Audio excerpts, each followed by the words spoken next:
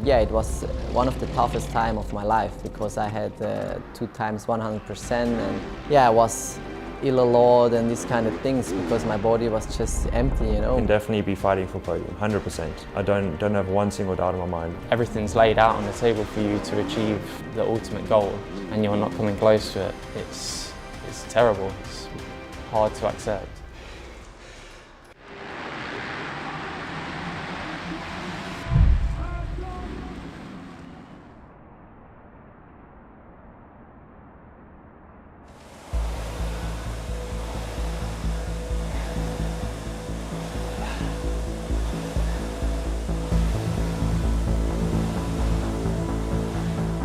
We focus a little bit more on the balance side, I think, coordination, agility they call it, and also the reaction time. My name is Glenn Koldenhoff. I'm from the Netherlands, riding for Monster Energy Yamaha Factory MXGP. Glenn Koldenhoff's a really interesting rider. We've watched him over the years beat the very, very best riders out there in the world. He's proved it on 2 occasions now. It's 2 of the biggest events, the Olympics of motocross. Watching Glenn at Redbud, the track was really, really hard. It rained for 2 days non-stop. You could hardly even walk around the pit area, let alone what it was like to actually be on a track. And we watched him dismiss every other rider out there, including some of his fiercest rivals like Jeffrey Herlings. Final lap. Wow, what a statement! Confident he is. What a statement! Great ride for the Red Bull KTM rider out of the Netherlands. And he's got a massive round of applause as well. And that is a personal achievement. Race 1 with a win. He was so ecstatic with that. But to go 1-1 just like Anstey last year. Fast forward 12 months, and Glenn done exactly the same thing again. He beat the best in the world. There's no reason why he can't do the same thing this year to win the World Championship. But what a moment, what an experience. And it'll be a big moment as well because Koldenhoff comes out of the final turn. He goes 1-1 again, this time on home soil. The Netherlands win for the first time. Yeah, definitely, it was highlight last year already in Redbud, but now this time double gold, doing it with Team the Netherlands in front of our king is something special. And the crowd was amazing today. Every single lap I came by the grandstands, I heard them, and it's been an amazing weekend and something we will never forget, that's for sure. Anyone who knows of Glenn Koldenhoff and has followed his career thinks of him as a KTM rider. He was on one in MX2, he was on one for the overwhelming majority of his MXGP career, save 1 season on a Suzuki. So for him to suddenly appear on a Japanese bike, a Yamaha, is really going to take some getting used to, and it's a big commitment from his side because he had everything he needed at KTM, or Gas towards the end. I've been 5 years with the other brand, and to change to a new brand is always a bit difficult, I would say, in the beginning.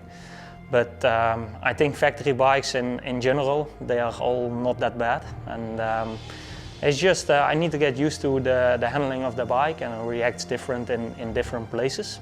And yeah, I felt like we had 2 months now, and I'm pretty much used to the bike, and yeah, we are just finalizing things, to make the bike even more built for myself. And this is going on a good way, so I'm happy so far.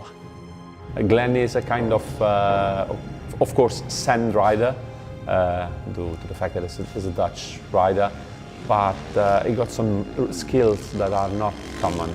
I never understood how it's possible that he never put everything in the same season, together, because he has some of the best end of the season ever, I guess, with victories and with incredible races at GP of the Nations, like he did in Redbud in America.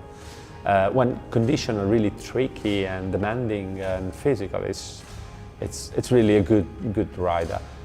It's a strange one with Glenn because people think of his last 2-3 years and they think of his GP wins, they think of his podiums, they think of his Motocross of Nations success.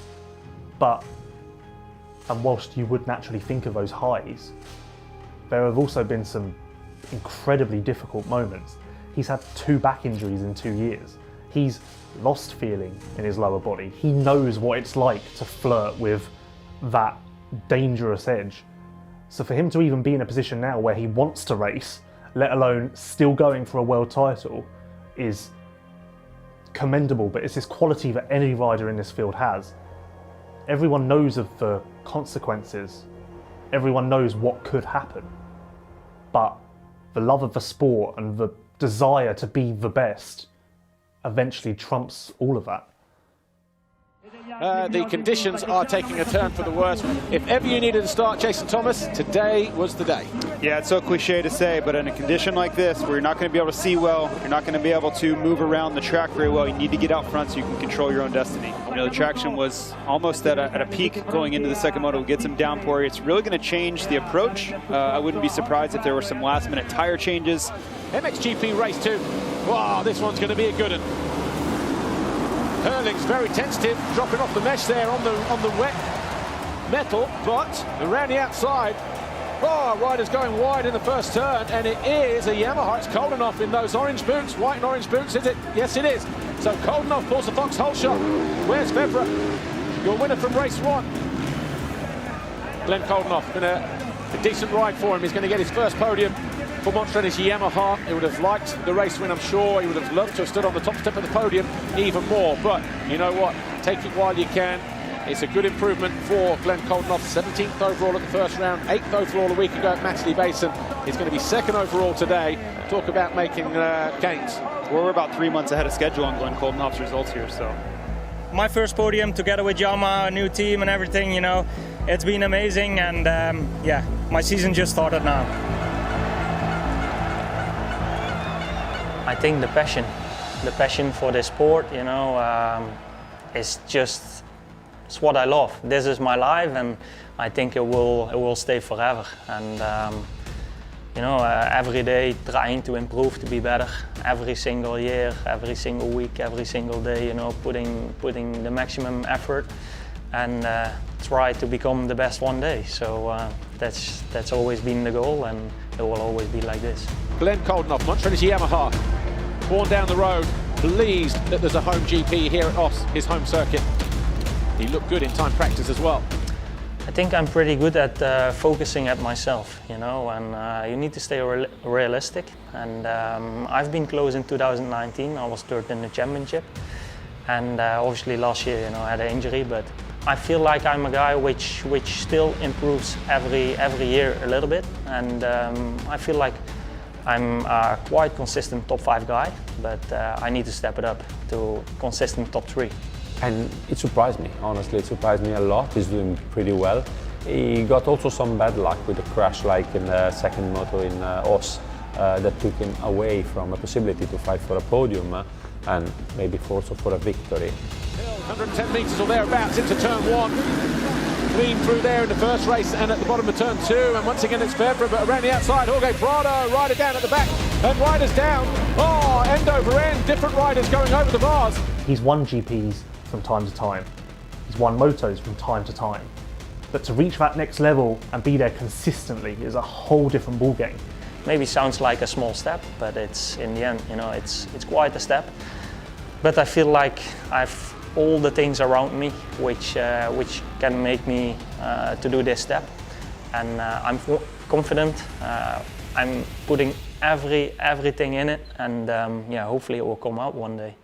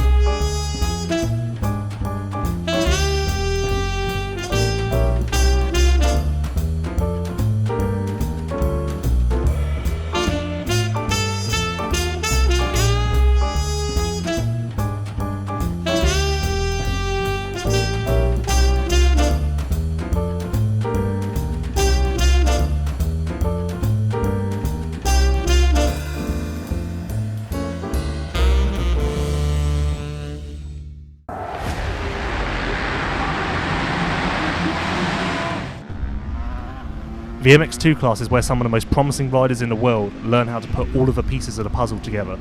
These riders have speed, they have ability, they have the potential, but putting all of those things together to form the perfect combination is a struggle. The MX2 class is where they learn how to do that. Look at Conrad Mewse. He was a junior world champion. He won races in the MX 125, he won races in the MX 250. He's got the speed, everyone knows he can win. It's just putting things together on race day that appears to be the struggle for him. Everyone knows how good he can be, it's just whether he will eventually hit that level. I mean, there isn't much for me to tell him if he's firing on all cylinders, you know, regarding the riding side, apart from some lines or, you know, small things. But when he's riding at his best, which is a lot of the time, and it happens a lot in the week, and you know, he's one of the fastest in the world. I don't think anyone would disagree with that. But it's the next bit, you know, that needs to happen on a Sunday. And last year we had, you know, glimmers of, you know, the Conrad that everybody knows, and he knows, and I know, and the team knows, came to race. Well, he's definitely not going to let Mewse through, but then Mewse tries to get alongside the factory KTM, just trying to get himself reorganised. And Mewse goes around the outside, but runs out of real estate. So it's trying to bring that out in him every time, and he's quite openly honest that, you know, sometimes he struggles, and sometimes he doesn't, but we need to eliminate those days that he does struggle, and sometimes there's not an explanation for it. So you have to, you know, manage it, keep the morale up, keep the confidence up, keep the hard work up, you know, and yeah. You know, in this game, results give you the confidence. Results breed more good results, and yeah, I mean, sometimes in the morning you can tell when he comes in, you can tell it's going to be a good day because he's kind of got like his head's up, he's got a little bit of swagger, and you can just tell, yep, today's going to be a good day. We've had a few of those days. Like Spain last year was one that just the mood was easy, and you could just tell. And then other days you can sort of tell it's not going to happen. Like, yeah, you know, as soon as I got here on Friday, I looked at the track, and straight away I knew that I was going to feel comfortable around here. It's an amazing track. It's yeah, lovely venue, and I'm just feeling really good. This has been a build up now for a few weeks, so I'm over the moon to get my first pole qualifying. And yeah, I'm looking forward to the races. It's going to be nice to be the first bike out for Sight and Lap. It's obviously the first time in my career, so yeah, I'm looking forward to hopefully having 2 good starts and 2 solid races. Yeah, I mean, it varies from week to week, day to day sometimes, and you get a feel in the morning how he's been, what's going on with the track. We had a deep sand track. What you know, has he had good results here before? What was he doing the week before? But lately, it's just been trying to get the confidence into him to get him to realise how good he is. Yeah, it's my home race for me, and the track's awesome, and I felt good in qualifying. It's all very close up there. But yeah, I'm super excited to get out there and put on a show for all you fans. All good? Yeah, you? Yeah. They blocked 2 off, so you were that green one there. Hey? Looks like you were that green gate. Where? 1, 2, 3, 4, 5, 6. Yeah, are they going to start from the inside? Yeah, 100%. Were they? 100%. Or from gate 1? I reckon. it's not frustrating, or it is a little bit, but it's almost like you just want more for him as well as the team. Like, we know it can be achieved, and we've seen it last year. We've seen glimpses of it, you know, like a 4th here and a 5th there, and it was consistent. And when you go back and actually look at last year, it was actually a really solid year for one moto of each GP. It was good. Championship moment, and that is your championship leader on 64 points. That is what I made, 60, Max and Renault on 52, Tom Biel still there on 50, and Roman and Mostrike 29. Mate, you're ready to go, mate. There's nothing you can't do. But you know what it's like, you know what it can get like. Just got to get a good start and go for it. You're faster than any of them, you're fitter than all of them. You just got to go. Be sensible in the race, get the points. Top 6, fine. 2 top 6s. If the opportunity's there to get 2 top 3s, take it. If there's opportunities there for the win, go for it. You know, you'll be good. You can do it. But 2 top 6s is a real good start. Yeah. You can light it up here if you want. If you get the start, just go for it. Honestly, everyone else will be. Everyone else is not in any better position than you are. You know? Yeah. You'll be good, all the training. Let's do it. Turns in. Gate about to drop here, and that's a good jump from the Yamaha Jam.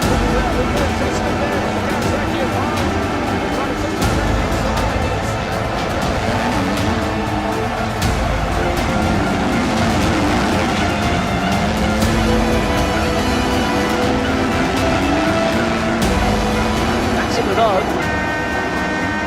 Well, it's going to be a big moment for him, isn't it? Win the overall here at JBay. Maxime Renault wins the British GP, his first victory of the season and second of his career. Conrad Mewse crosses the line in 17th overall, not what the British fans would have expected from such a promising talent. But before Matterley, he was geared up for it. There was no reason for us not to believe he wasn't ready for it, and it just didn't happen on the day. It was one of those, you know, and he quite openly say that he's not blamed the bike with anything. He's happy with the bike, he's happy with the suspension. It's just a few months just to get this rolling and get the results coming out. There are many riders through the years who have had the speed and the ability to do the job, but their mind just lets them down. It's the same in any walk of life or any sport. Sometimes finding that mental edge can be the difference between struggling to reach your potential or maximising it. That's why some riders bring in trainers who have been there, done that, and maybe even gone through similar problems. Think of Mark Deruva, who took Paul Jonas to his first world title in 2017. He now works with the F&H Racing Kawasaki team, and namely Rowan van der Moosdijk, and he's trying to help him do the same thing, reach that next level and fulfill his potential that is so clear for everyone to see.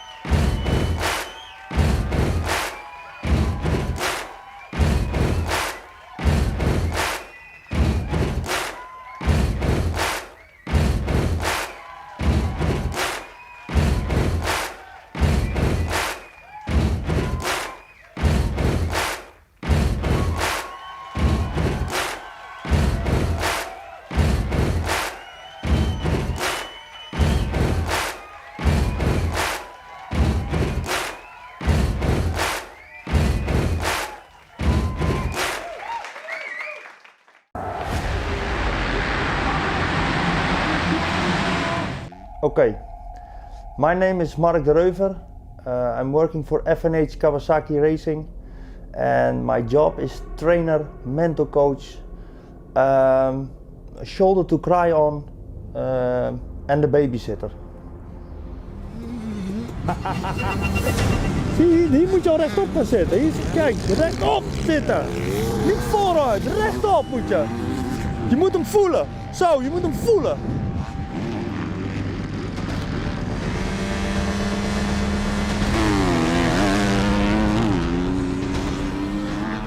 No, I can say that the training on the track, what I do with them, is 40% important, and I say 60% of the mental side. It's a lot. It's much more, because I know he can ride really well. You know, of course, you can always be better, and I see every time I see things, but it's more the mental side you need to work on. And that showed also, because like that last moto in Lommel, that was the only race I really saw my Rowan, let's say. That last moto in Lommel, he was so good, he was completely relaxed, he was good, you know. Great ride this from the F&H Kawasaki, haven't seen too much of him, but he is also on the verge of making his own little piece of history. Rowan van der Moosdijk, the F&H Kawasaki rider, finally wins a race in MX2. Still in the last few weeks, I'm 3 years now with Mark, and still in the last few weeks I still learn from him. He always has new things, And then when in the night I lay in my bed, I think, yeah, how is this possible? I thought like this year, what can he say about me, because he knows me for 3 years, you know, and still he comes with new things, and that's what makes him so special. Zie je wat je doet? Je gaat ook weer helemaal zoals je gaat. Hop, zo met die kop eroverheen. Ja. Dan kijk maar naar je kont. Je moet naar je kont kijken. Kijk, die gaat omhoog. Ja. Zie je, en dan zo. Maar dan is die ding. Want hier is wel goed hoor, dit. Zie je, maar dan ben je te laat, hè? Zie je dat? Ja. Zie je hier nog steeds zo, helemaal naar voren. Ja. Dan moet je al achterop zitten.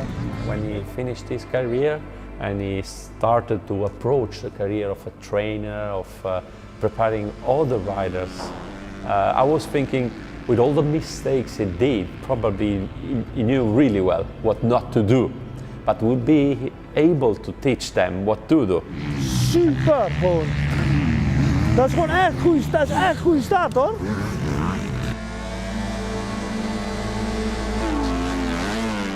He needs to know that what he's capable of, you know. And sometimes I think he forgets that, or I don't know what's in his head, you know. I try to to reveal that also a little bit, but he needs to be more sure of himself, and he knows that. And when he's sure of himself, you get a repeat of that European Championship here and that last moto in Lommel. Of course, you cannot be always first, because you have pile-ups in the start or something happens, but that's motocross. But he needs to start believing in himself before the start already. It's important. Yeah, of course, home GP is always a bit different. I want to do good here. The crowd is amazing. It's nice to be back with them. And yeah, I want to give them something back. And I've been quite consistent the first few rounds, and I want to be on the box. I always had it a little bit, also when I was younger. I became a few times Dutch champion and still thought that some guys were better than me. So I think it's also a little bit of myself. But yeah, also when Mark said to me how good I am, or many other people, yeah, there's still a little bit of thought that maybe someone is better, and that needs to be out. And yeah. Next two, race one, 30 minutes plus 2 laps about to get underway here. Who will it be that grabs that all-important foxhole shot, the 5-second waters turn? Brace yourselves. From the middle of the box, the gates came yesterday in the European Championship races, and already swinging wide, and maybe wider than they needed to be, 1 or 2 riders.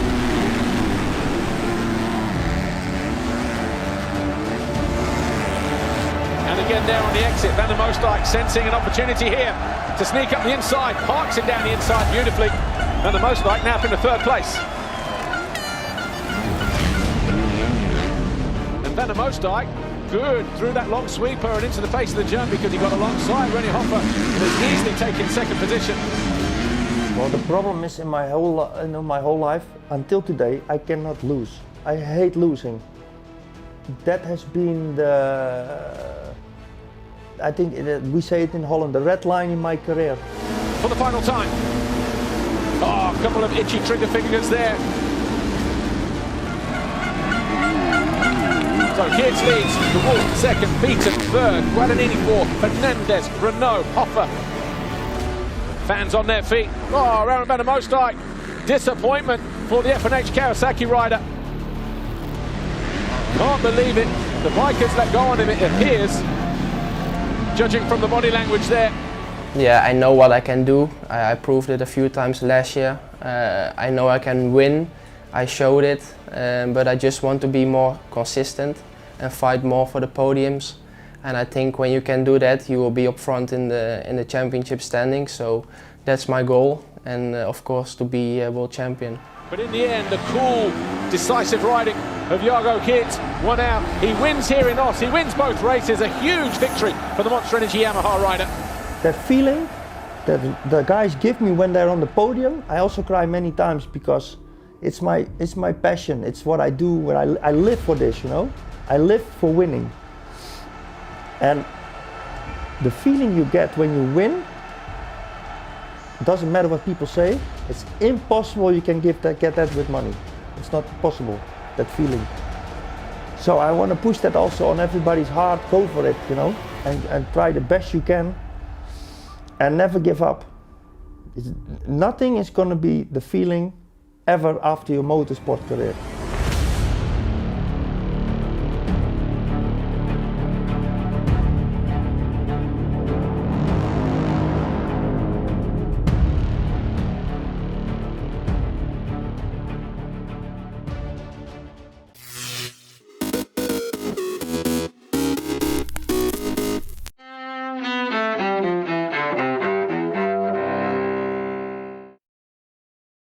January 11th, 1964. For the first time, the U.S. government warns that smoking may be hazardous to your health. Surgeon General Luther Terry. It is the judgment of the committee that cigarette smoking contributes substantially to mortality from certain specific diseases and to the overall death rate. 1935. Aviator Amelia Earhart begins a journey from Hawaii to California, making her the first woman to fly solo across the Pacific Ocean. 1757. Alexander Hamilton, one of America's founding fathers and still on the $10 bill, is born in the West Indies. And 1973. Owners of American League baseball teams adopt the designated hitter rule on a trial basis, a rule that's remained ever since. Today in history, January 11th. Sandy Kozel, The Associated Press.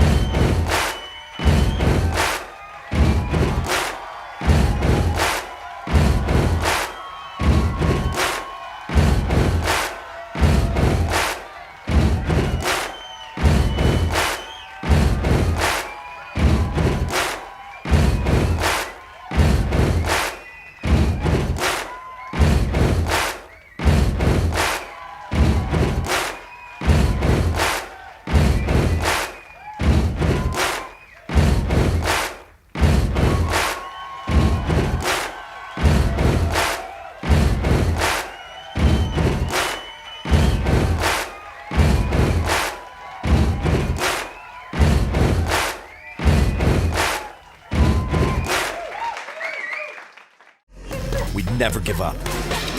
We take control. To the world titles.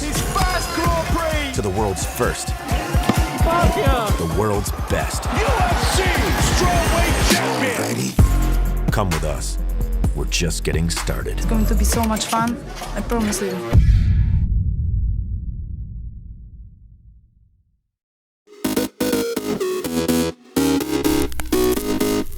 Welcome back in our studio, and in today's news,